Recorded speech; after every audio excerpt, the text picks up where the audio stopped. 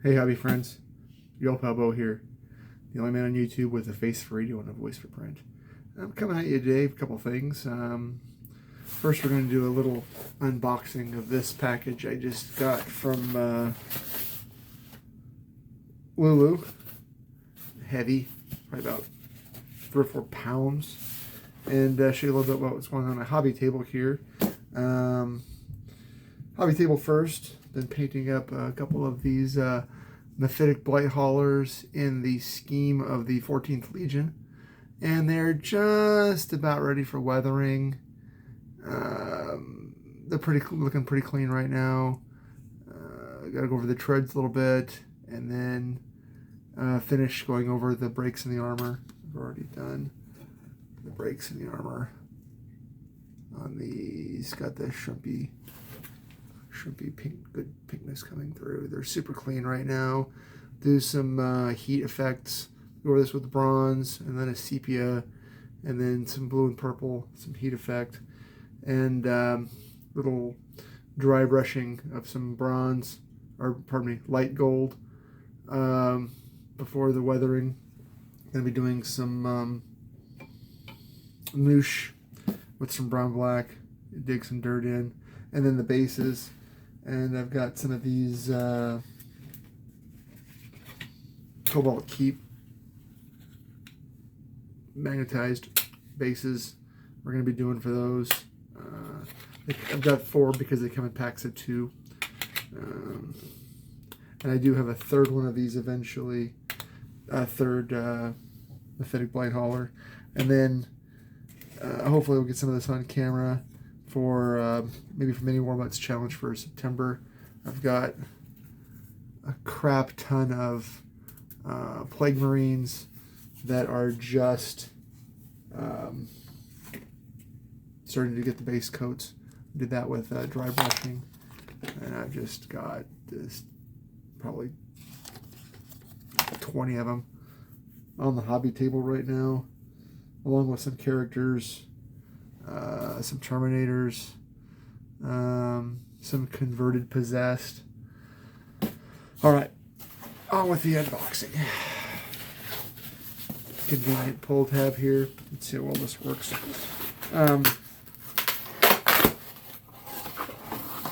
Okay, this is Savage Swords from the Red Room from Miguel. This is the hardcover. It's like $60, but look at that. It's freaking kind of weighty. That's not satisfactory. That's a ding right there. I don't like that. I expect a little for the money, for the cost. It's a little pulpy. The color's not super vibrant. This is obviously not glossy paper. This is a 600 and some odd page hardcover, 616 pages. Definitely some not safe for work artwork in here. Keep this away from little ones. Definitely some AI artwork in here. My good friend Shadow already did a review for this on the Shadow and Sun show, and we will be playing this game. There's my receipt. Don't be showing that. I can dox myself. Although you only get my post office box, so it's not such a big deal. But again, some pulpy paper. It's okay. It's mostly black and white.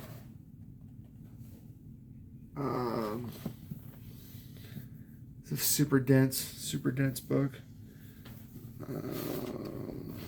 Again, this is the POD from Lulu, and I will be doing a more in-depth review, especially after the playtest. I'm going to be going through the character creation myself with That Darn Cat and Shadow and Sun in the next week or 2 again, and then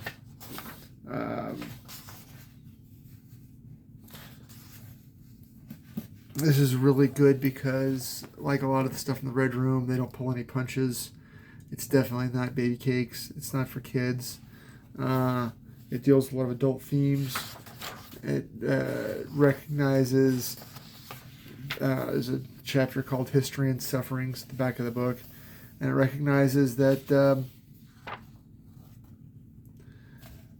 taboo and slavery is a thing. It doesn't try to gloss over it and ignore it the way 5th edition does. This book does not come with a trigger warning. This book does not come with lines and veils. This book does not come with safety tools. There's an expectation here. You're going to treat the material with a level of maturity that you're not going to get in a lot of modern role-playing games. This is definitely an old school game for players that wish to play in the old school methodology where there's no avoiding challenge, there's no challenge rating, there's no fail forward mechanics.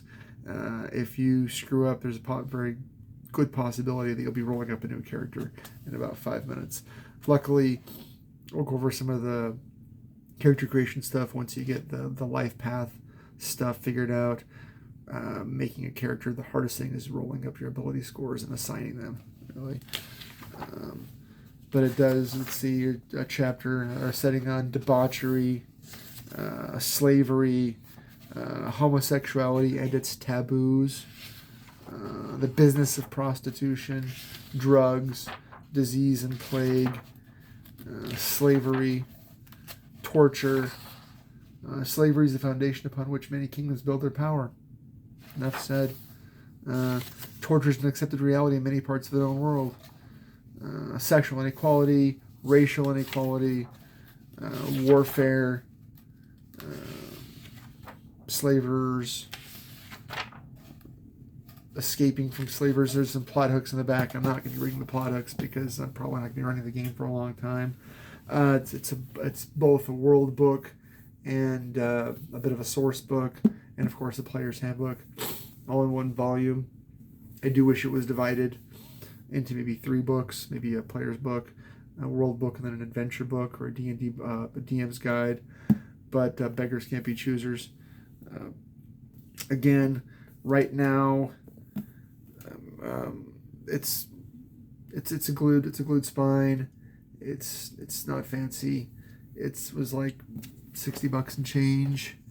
I think they're running a deal right now on it. Of course, I bought before the deal. But yeah, 622 pages on the shipment summary. Would I recommend it right now? It's preliminary, yes. The PDFs, as of now, with the discount, are like $9 and change. So that's less than 20% the cost if you're going to go down that road. I did end up buying both. I bought the hardback for the shelf and to have and to hold, and then I bought the PDF to cut and paste into more bite-sized pieces. So that's it for now, kids. Preliminary unboxing. Not a big fan of that from Lulu.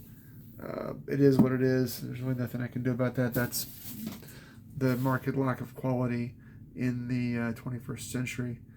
A few things on my game table right now. Like I said, I've got the Blight Haulers. They're about 85% done. And then Plague Marines after that. More kit bashing. Some Terminators. And a whole bunch of other Death Guard crap.